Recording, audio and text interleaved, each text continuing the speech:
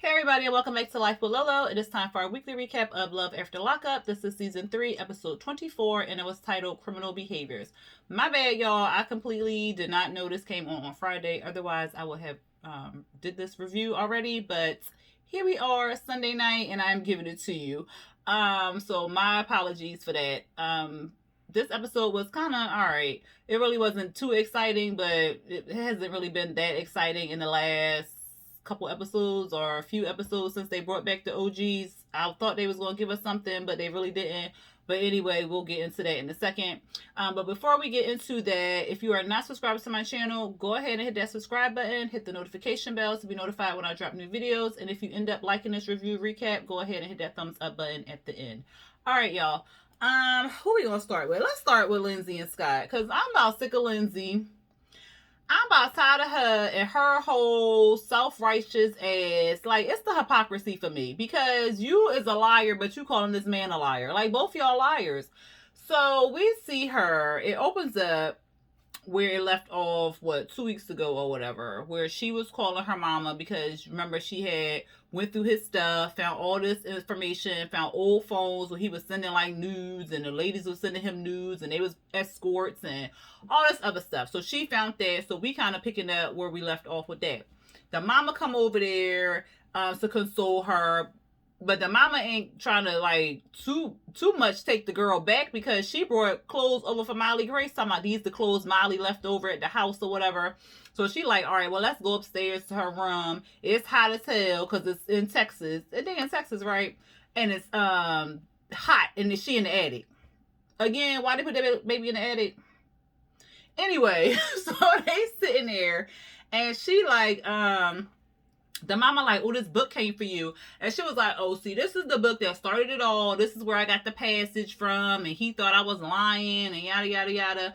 I don't know if he thought that she was lying so much as that she may have not gotten it from a book.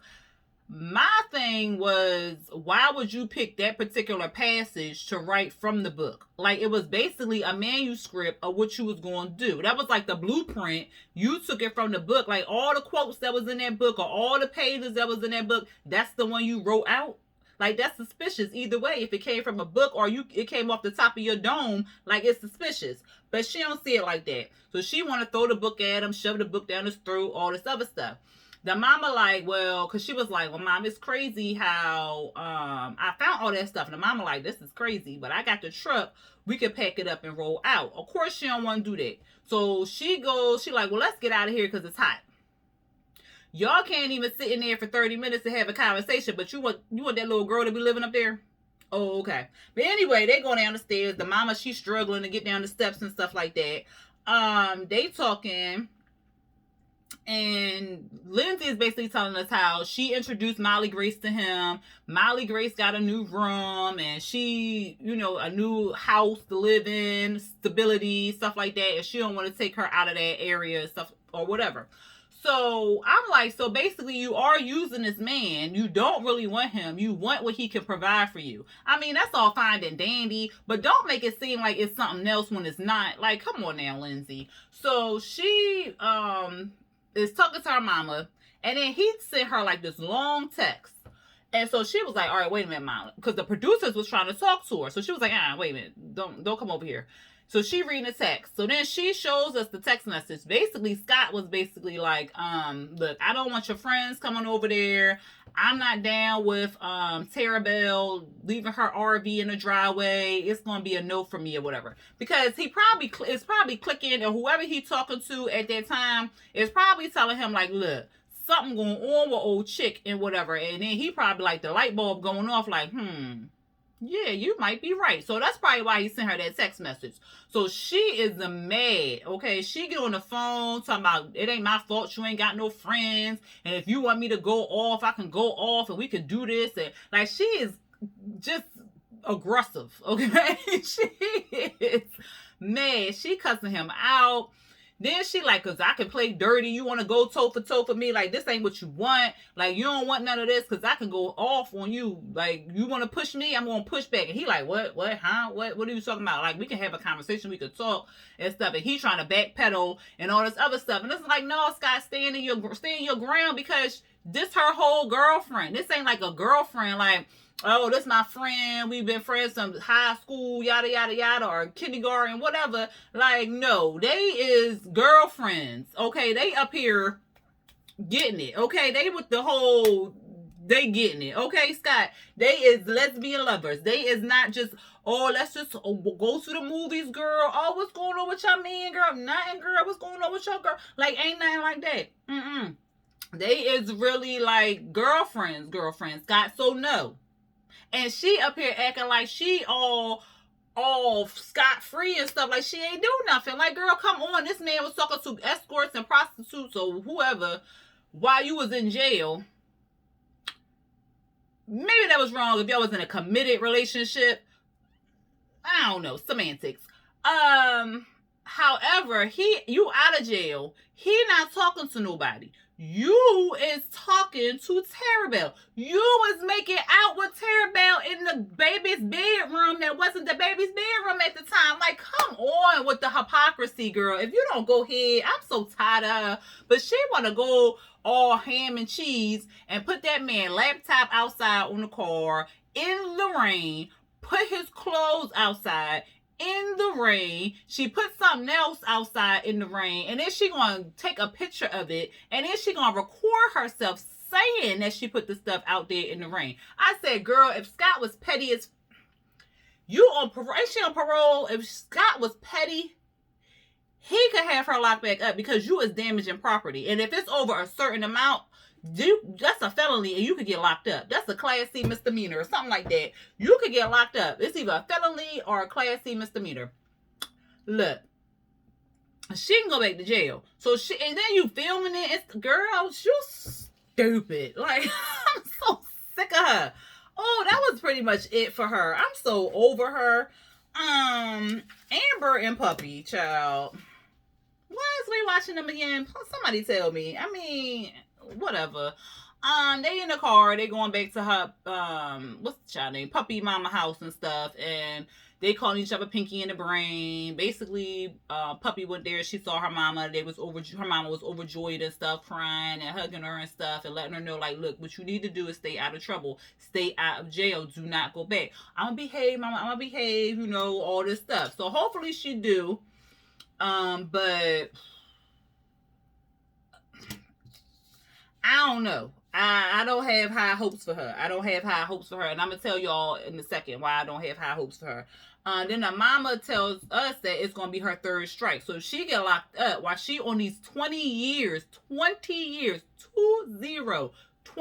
she won't be off parole until 2040 or 2041. But this was filmed in 2020. So 2040. That's a long ass time. Okay, that's a long time. I'll be 60. Oh, that's a long time. Oh, child, I'll be getting a discount then. But anyway, that's a long time. So if she get in trouble anytime during that 20 years, she will go back to jail for life. So her mama is basically like, look, that's gonna be your third strike. You got to do better or whatever. She was like, I am. Then her mama dropped the bomb that she on dialysis, or she going to kidney failure and she going to start dialysis and stuff like that. So Puppy like, well, we gonna do that. I'm gonna be by your side and stuff like that. So then she says that she want to go lay down and whatnot. And her mama like, well, ain't gonna be no hanky panky. Amber like, well, let me go on and get up out of here. She did the whole SpongeBob. All right, I'm gonna hit out. Okay? And Puppy like, Mom, you're embarrassing me. She was like, well, I don't mean to embarrass you or nothing like that, but ain't none of that happening up in here. So she was like, no, Mom, I'm just exhausted. You know, I just want to lay down and stuff like that. So she go lay down and whatnot.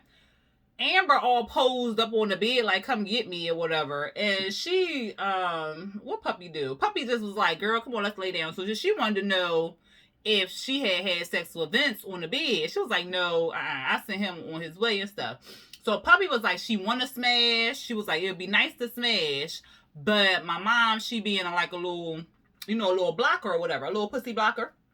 And so she ain't gonna smash or nothing like that. And I was like, well, you gotta respect the mama and stuff like that. Don't do that. Like, y'all should have got a hotel, go outside. Look, Amber got a car. You better leave them seats, but girl, stop. But anyway, they get all cuddled up on the bed and whatnot. And I was just like, okay, they is finna be a couple. And I mean, if they gonna be a couple, let them be a couple. They look cute together, whatever like that. But you can see Amber is kind of apprehensive about maybe opening up that door and stuff. I don't know what it is, but Puppy was telling us in jail they was all cuddled up and kissy and stuff like that. But Amber on the outside now, so she may have been gay for the stay or for some comfort or something like that. And one of the reasons why I say I don't know if Puppy gonna make it out is because she has strong feelings for Amber.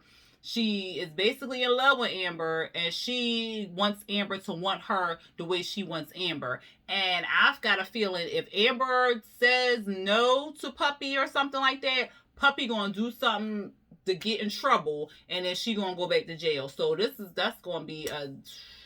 I hope that she don't go back to jail, because that's going to be 25 years right there. Like life sentence. And I know some places 25 years, and then some places is life. Like you there for life. Like you freaking, Life, the movie. Like you Eddie Murphy and goddamn Martin Lawrence. Like you is in there forever. Okay. So I just hope that Amber kind of talks to her and lets her know how she feeling. But that's going to be rough. And that was pretty much it for them. I mean, like I said, I don't even understand why we really follow them for real, because Vince ain't even a part of the show no more. So I guess they just wanted us to show like the aftermath for them. And I don't, because they don't seem like they gonna have nothing really exciting going on. And I hope they don't want to show us Puppy getting her heart broken or something, because that would just be devastating. I don't want to see that. Moving on, let's talk about Q and Chevelle. They really ain't had nothing going on.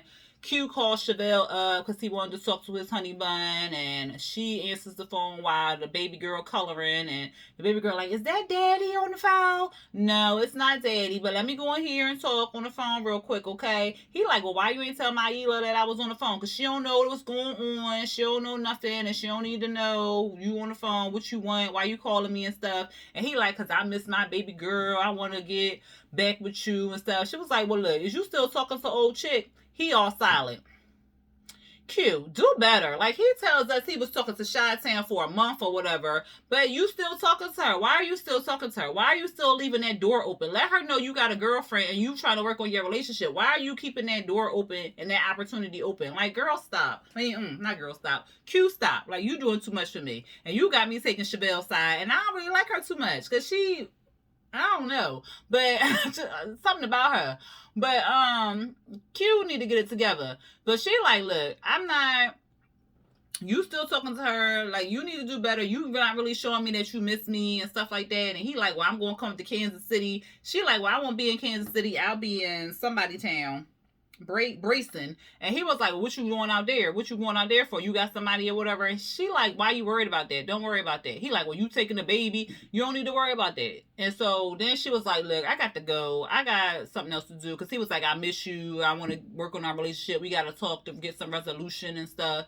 And she like, look, I ain't got time for that. And then she basically hung up on him. And he tells us that he misses them, he wants to get back with them. And he tells us that he told Maila that he was going to be in her life, like her daddy for life. So that's what he want to do. So, I mean, for that, I give him points for. But, dude, if you really want to be in Chevelle's life and you really want that relationship to work, then you got to cut the ties with Chi-Town. Like, why are you even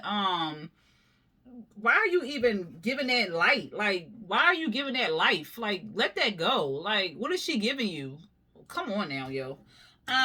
Moving on. We see Shane, Lacey, John. So we see John. Was he out front of Lacey and Shane's house? Something wrong with that man. He's talking about he addicted to Lacey like she's some type of drug, and he got off one drug and got on hooked on another drug, and that drug is Lacey. And it looked like he was in their neighborhood outside their house. So he texts her and says, guess who's back in town, or guess who's out of jail, or some ish like that. And then he's sitting there waiting, and he was like, she made me feel like we was going to be in a relationship together and stuff like that, and I'm heartbroken. And he looking at the phone like, why she ain't texting me back? She got the message, and she like, oh my God, what am I supposed to do about this? Like, John was the bad news, and I am pregnant with Shane baby. I don't need to be involved with him, so like I don't know. But she keep looking at the text message. I said, girl, you better not text him. And for real, if she was not pregnant with Shane baby, I think she would have texted him back, because Lacey is, yeah, she is the problem. And then she inject some more stuff in her lips because they look extra bouncy. And then when she, am I the only one that be thinking when they kiss that his lips gonna bounce back or something like that? Lacey's gonna be like, boing. Her lips is real bouncy, like, oh, it's just weird. Anyway, oh, and why she had his name saved in her phone as Jailbird John? I was dying. What happened? And so then she didn't text him back. So then he like drove off, and then Shane was looking. He was outside in the back, and then he hears like a car drive off and honk. So I was like, was he really in front of their house? Like, that's crazy and scary. Okay. That's crazy.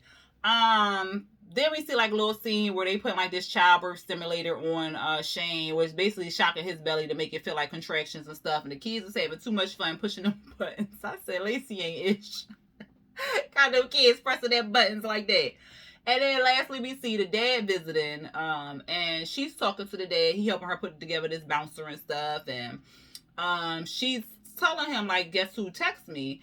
And he was like, who? She was like, John. He was like, oh no, come on now, Lacey. Now you ain't going down that road again. Because he doesn't like John. John is bad news. He stay in and out of jail. He stay on drugs. Like, he just be doing too much and not enough at all. Okay. So she like, well, I don't know. I'm confused about it and stuff, because she still got feelings for him, but she don't think John will ever change, and she wants that family life and stuff like that. So she not looking into the past. The dad like, well, have you told Shane? She was like, no, I haven't told Shane. He was like, well, that seemed kind of shady. Like, you need to tell him. Like, he's your husband. You need to talk to him. You need to let your husband know what's going on. And the dad basically told us like, Shane gonna handle it if John come up in here, because the dad was telling us how John had popped up on them a couple times when they lived out in Virginia Beach, just popped up at their house and stuff and had to be drugged away by the cops. I said, that's a mess. The dad talking, she not really listening, but she tells us that she not going to tell Shane because she's trying to protect her husband. And if he finds out that John is out, he might do something that gets him back in jail, and she doesn't want that to happen. So I kind of respect that, but also she needs to give him the opportunity to show her what he's going to do by telling him, because he needs to know. Like, he needs to know, because then if it comes up later, he may think it's something shady going on, like, oh, John was out and you ain't want to tell me, like, what the, like, you know. So she at least needs to tell him, like, look, I didn't want to tell you this because I don't know how you're going to react, and I don't want you to go back to jail, but John is out. He texted me. I did not respond back, so it's nothing to worry about, but I just wanted to let you know that he was out of jail. Like, she just need to tell him that point blank period, so he can know and be aware. But her not telling him, I'm with the daddy, that's something shady-ish. That's shady. Like, she need to tell him. That was pretty much it for them. Who else we got, child? I'm gonna leave them later. Okay, so Marcelino and Brittany. So basically this episode was Brittany and her mama. Her mama and her going to therapy because, you know, Brittany wants to get her mom clean and so forth. But again, the mama is not ready for that. The mama, they get into the therapy session. Brittany just saying like how she ran away at 12 because her mom was on alcohol and drugs. The mama chiming in, I'm not on that no more though. Like, mom, like, let me tell my story, like what happened and stuff. So the therapist like, oh Lord, it's gonna be one of them. That's how she was looking. And so every time Brittany says something, the mama want to jump in and say like, no, that's not what I did. That's not what I'm doing. And she real on the defensive side. She loud. She nervous.